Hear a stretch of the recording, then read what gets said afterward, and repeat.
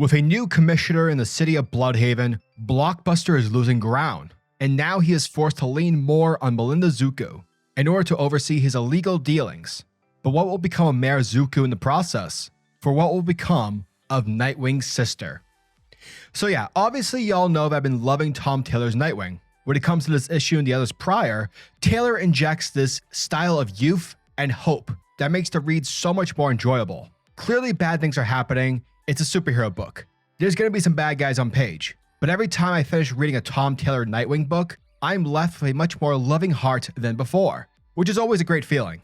Now I will say from a critique standpoint, though Taylor's Nightwing has been excellent, if you've been watching my videos for this series, then you've definitely heard me say from time to time again on how much this series feels like a love letter to Dick Grayson. And that's great, but that's been every issue so far. Where are the stakes? What's the tension? What's keeping the series running? What's the purpose? Where is the story going? Or are we just supposed to suck off Dick Grayson and his awesomeness? Now, with that being said, you'd think that Tom Taylor has Professor X powers or something and can read people's minds. Because, hot damn on a stick, did he commit in this issue? With the capture of Melinda by Blockbuster and the installment of Maggie Sawyer as Bludhaven's new police commissioner, the pieces are indeed moving, and the grip on Bludhaven is becoming much tighter. Thereby, it leaves you wanting more. When it comes to the book's art, Gerardo Borges is the backup artist for this issue. And though he doesn't possess that unique style of Bruno Redondo, it's very close, and unless you have an eye for art, it won't matter. Now, with that said, I gotta be honest. In comics, the thing that bugs me the most is when a book goes through multiple artists. Obviously, Bruno is busy doing some other stuff. Yet, what the series does so well is picking artists that are similar to Redondo's style in order to play backup while he's busy, and because of that, the story never feels unknown or different. It's never jarring. So I gotta give props to that. I feel that is a must when you're planning out your series. And obviously the colors by Adriano Lucas are fantastic. Again, they never disappoint. Overall, Nightwing continues to be fun and entertaining. It seems that Taylor is readying to make moves in Bludhaven and to proceed into a new phase of Nightwing storytelling. Overall, great stuff. Nightwing issue number 94 gets a sexy 9 out of 10.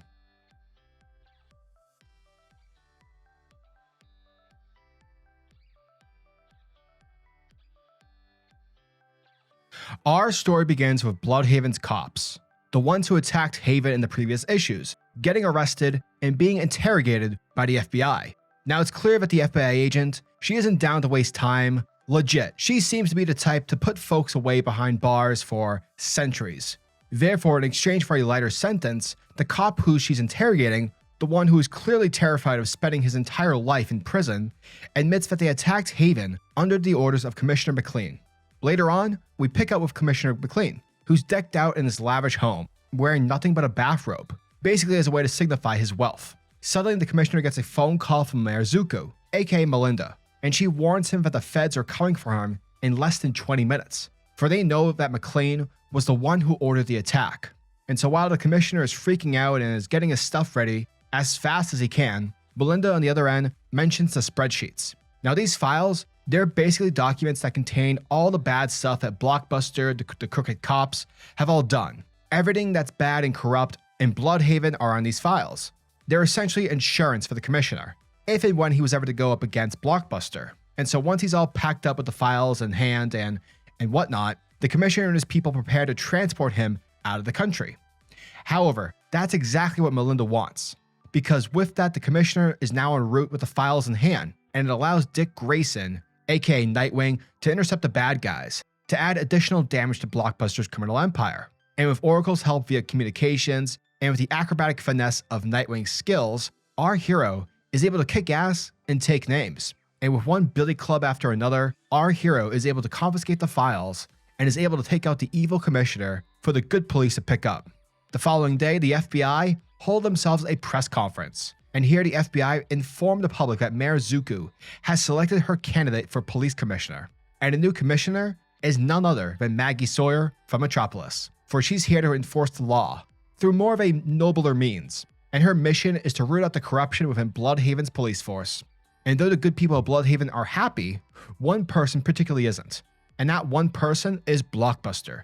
The big guy, folks, is extremely pissed off. But it's not just because his commissioner is being sent to jail, but more so the fact that Mayor Zucco, the one who selected the new commissioner, he's pissed that Melinda never came to him on who she should pick. And because of that, Blockbuster is getting the sense that he's losing his power. He's losing the fear, which gives him the authority to call the shots. And through a simple phone call, Blockbuster lets Melinda know that he's waiting for her inside her home, where Melinda's mother lives as well.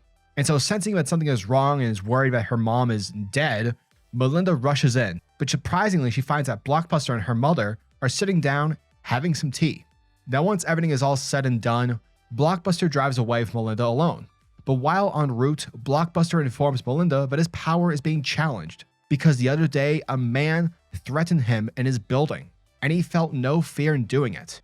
Basically, Melinda, we look weak, and there's nothing more that I hate in this world than looking weak. Now eventually the two are taken to a warehouse near the docks, where Blockbuster tells Melinda about the day Dick Grayson's apartment complex blew up. Apparently, according to his information, Grayson sounded the alarm before the attack, meaning that he knew it was coming. Someone on the inside must have warned him, and Blockbuster, he knows who that person is. Now we the readers, we know the inside man is Melinda Zucco. She's the one who's been feeding inside information for Nightwing. However, Blockbuster is under the impression that it was actually the electrocutioner who betrayed him. And that's when we see the bad guy strapped to a chair, bleeding and broken. Now once Blockbuster leaves the room, Melinda immediately calls up Dick. And once Dick answers the phone, there is no time for context because according to Melinda, a man is about to die because of her tipping off. Once she's about to give Dick Grayson the information of her location, that's when the electrocutioner zaps her from behind. And with Blockbuster entering the room, the electrocutioner tells his boss that he's not the rat. Rather, it's Melinda Zucco. Melinda Zucco has been the one helping Dick Grayson. And that, folks, was the end of Nightwing, issue number 94. And thank you guys for checking out my video, as it truly means the world to me. And as always, I'm your majestic sayer of words, SuperCliff, and if you guys are new to the channel, then do me a solid by smashing that like and subscribe button, and also hit the notification bell so that you'll never miss out on an upload, and so that you'll always be kept up to date with your favorite top tier comics happening in the comic book world. Now tell me, what are your thoughts and opinions on this issue? Are you guys excited for issue number 95? Let me know down in the comment section below. And until the next video, peace. Giggity goo.